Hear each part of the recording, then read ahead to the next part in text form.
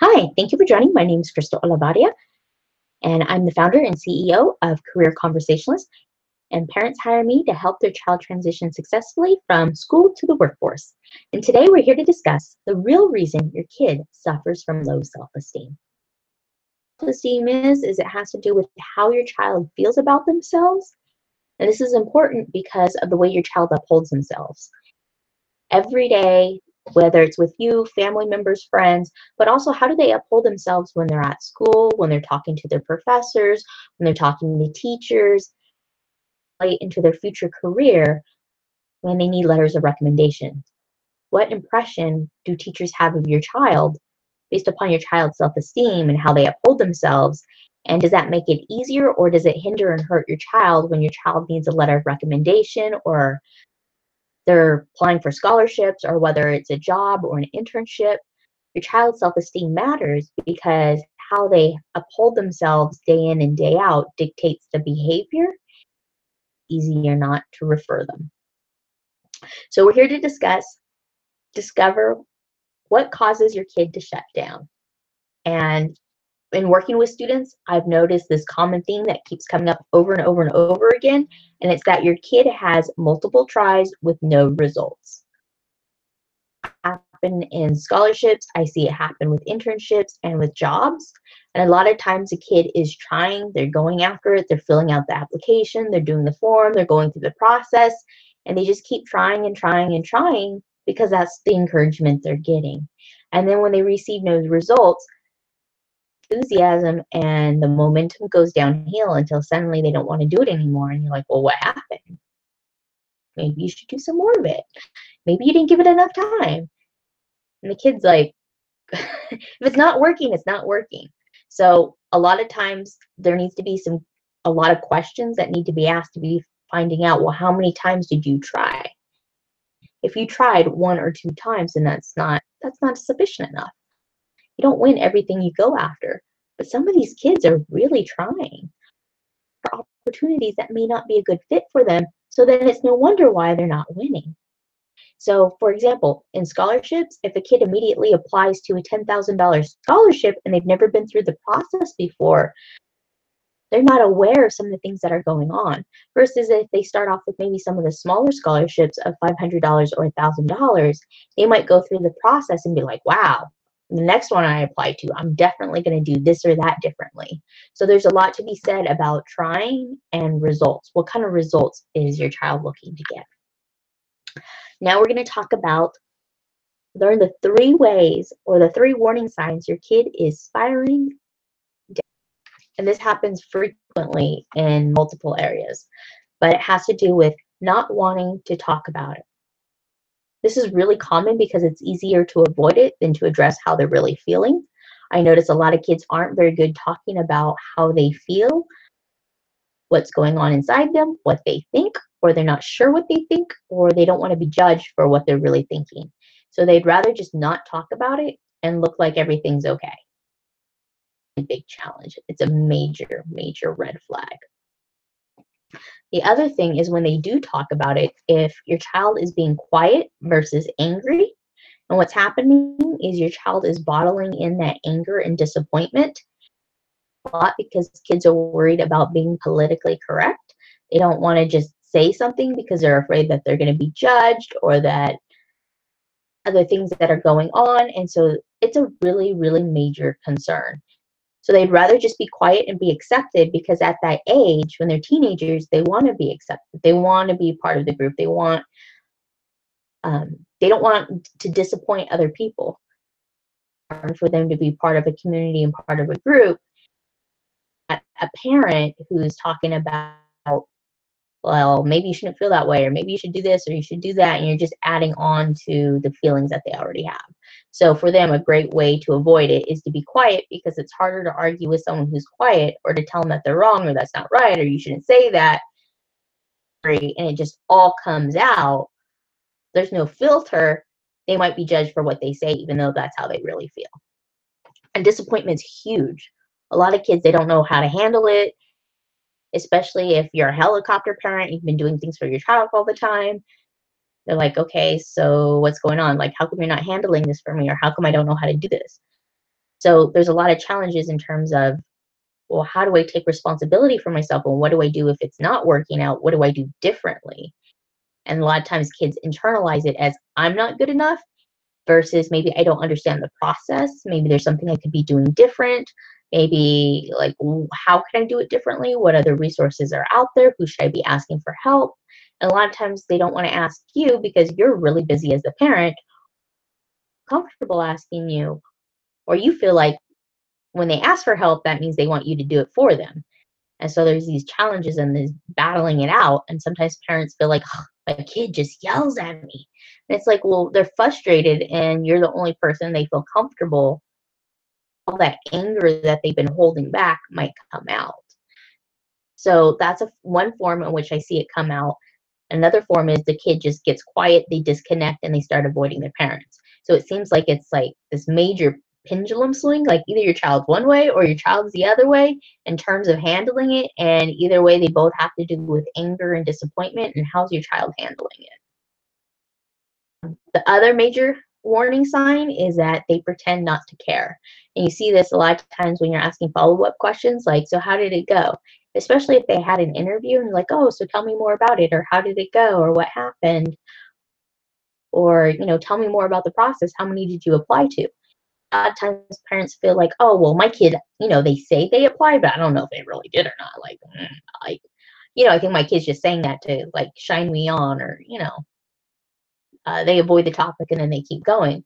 And so what's really happening is your kid doesn't want to tell you how many opportunities they've gone after and have missed, because then they feel like, well, if I tell you I applied to 10 places, 10 scholarships or 10 internships or 10 jobs, and I didn't get any of them, like as a kid, they're like, I feel like a failure. I don't want you to know that. So no, I applied. I applied for her back. Well, what does that mean? You one or two? Did you really apply? Was it just kind of like, let me just fill in the basics and hit send? Like, what happened? So again, it just goes back to this communication and your child being like, it's not that big of a deal. Yeah, it is. Your child, it is. You're talking about becoming an adult and learning how to take on responsibility and learning how to be successful. These kids, they do. They want to be successful. They want to be self-sustaining. There's this huge drive for kids to want to work. They want to work. They want to earn money. They want to help pay for college. There was a study done that kids are actually more stressed out about college expenses than you are as far as being a parent. So yes, kids see the importance of money. They know the importance of it and they want it. They want it to have fun, but they also want it to help pay the bills. So pretending like it's not that big of a deal is just a way for not knowing how to handle that conversation. And then the thing you want to avoid is adding fuel to the fire and burning out your child. And so what that means is encouraging your child to continue onward, the same thing over and over and over again. Definition of insanity, or at least one that I've heard that I've liked, is insanity is doing the same thing and expecting different results. And so what happens is, as a parent, you might encourage your child, keep applying, keep applying, keep applying. And so they do, and then they ended up with the same result, which is no results. So then they keep hitting this disappointment and disappointment. And so it's like, well, I don't want to disappoint my parent, my mom or dad, from not doing it, but at the same time, I don't want to like have that rejection again. So your kid's just kind of like in this woo, like, what do I do mode? Like, tried, and they've tried. And so when you keep encouraging your child, well, just keep doing it, keep applying. Someone eventually is going to want you. As a parent, you're assuming that the application's properly filled out, everything looks good, they have the references. You're assuming that everything's done 100% complete and fully. And the reality is the application might not be complete. There might be things missing. There might be things that aren't clarified. There might be areas of improvement. So when your kid keeps trying, and if they're submitting an application that isn't complete, continuing on to send incomplete applications, get the results that they're looking for. And so again, it goes back to the importance of having a conversation. Like, okay, well, what did you do? Like, can I see the application before you submit it? Or just getting that conversation going so your kid feels like, okay, like you really do care. If you want to look at the application, like you might see something that they missed, or you might see an area of improvement, then like, okay. Like, okay, I encourage you to continue to apply to jobs, but before the next one, why don't you show me your resume? What does your resume look like? Some of these kids don't even know what a resume is. They're like, why would I need that? Like, what is that for? Oh, or scholarship essays. A lot of kids be like, wow, like, okay, well, I wrote an essay and it was good enough for school. But in school, you know, it's a different writing style. In school, it's a lot of kids, at least when I was in school, were like, fluff it till you bluff it, fake it till you make it, just copy or say whatever the English teacher wants you to say and you'll get a good grade. And that was very predominant.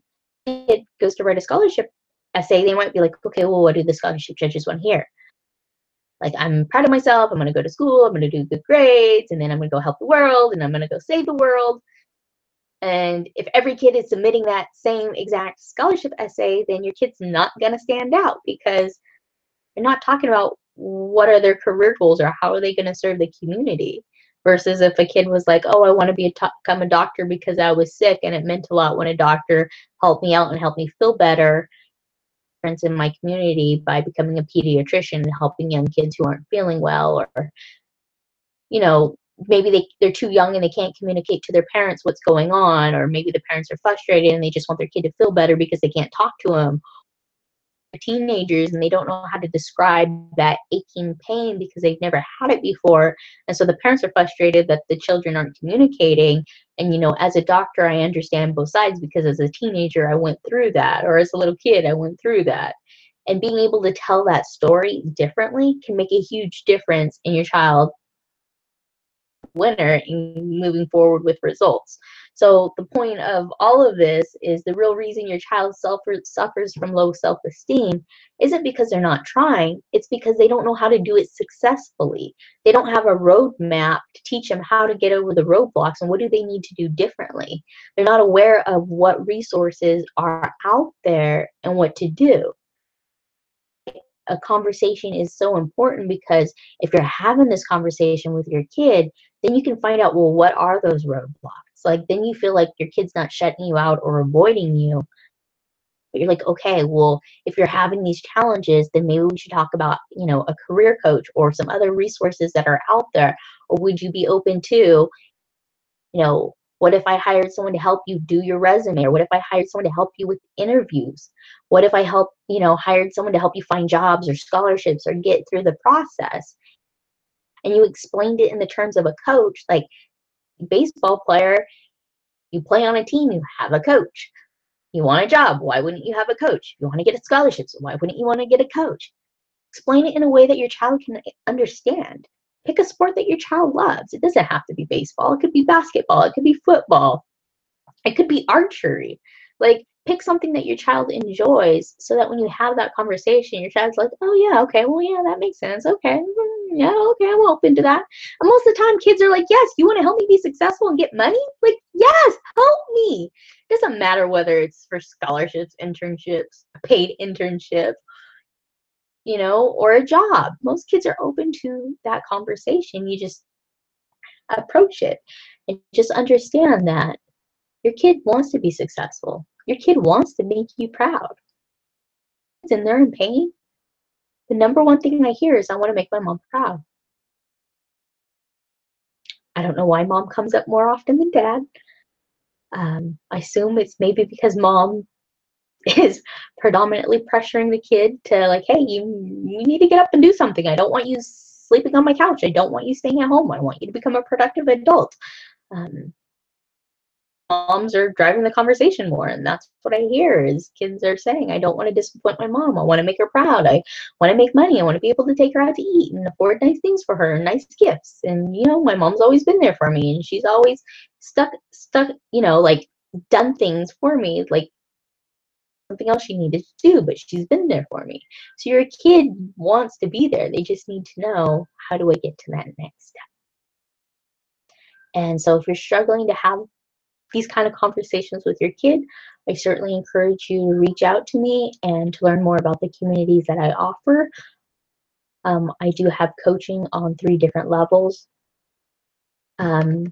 Before you even go that route, I would encourage you to talk to your kid about what kind of career that they want, what is it they're striving for, And I would encourage you to go to 7waystohelp.com for a complimentary gift of 7 ways to help your child select a relevant career. And what it is it's going to give you 7 different types of questions you can ask so you can have that conversation with your child, so you can get the conversation started. Because oftentimes it's easier to pivot to, well, if you want a job, what kind of job would help you with your long-term career goals? You know, kids can see, if they see the benefit in the long term, like, is it just a job to help pay, or is it just a job, for Christmas, or a part-time temporary job? It's different than term career goal. Let's see if we can find a job that would be a good fit. So you're working towards both your short-term goal of getting money and your long-term. And kids are very open, receptive to that. It's like, wow, if you really care about me, like, you're thinking about me long-term and not just short-term. Like, they might not know how to express it. They might not know how to show it. They might argue and yell at you, but deep down inside, they care. And I hear it all the time, and it warms my heart. That's why I love coaching, because my kid just yells at me and he's so angry. And then I'm like, really? Your kid just tells me how much he's proud that you're there to support him. So it kids, they just go through hormones. They're growing up. They've got all these things going on. So that's why you need a neutral party, someone outside of the family, someone besides mom or dad that's helping coaching your kid. As a parent, your job is to help your kid understand the importance of a career coach so that they do want to take that next step. And that's why, to help you start the conversation and keep it going with your kid, I encourage you to grab your complimentary gift, help your child select a relevant career at 7waystohelp.com. Thank you so much for your time, and I look forward to our paths crossing again soon.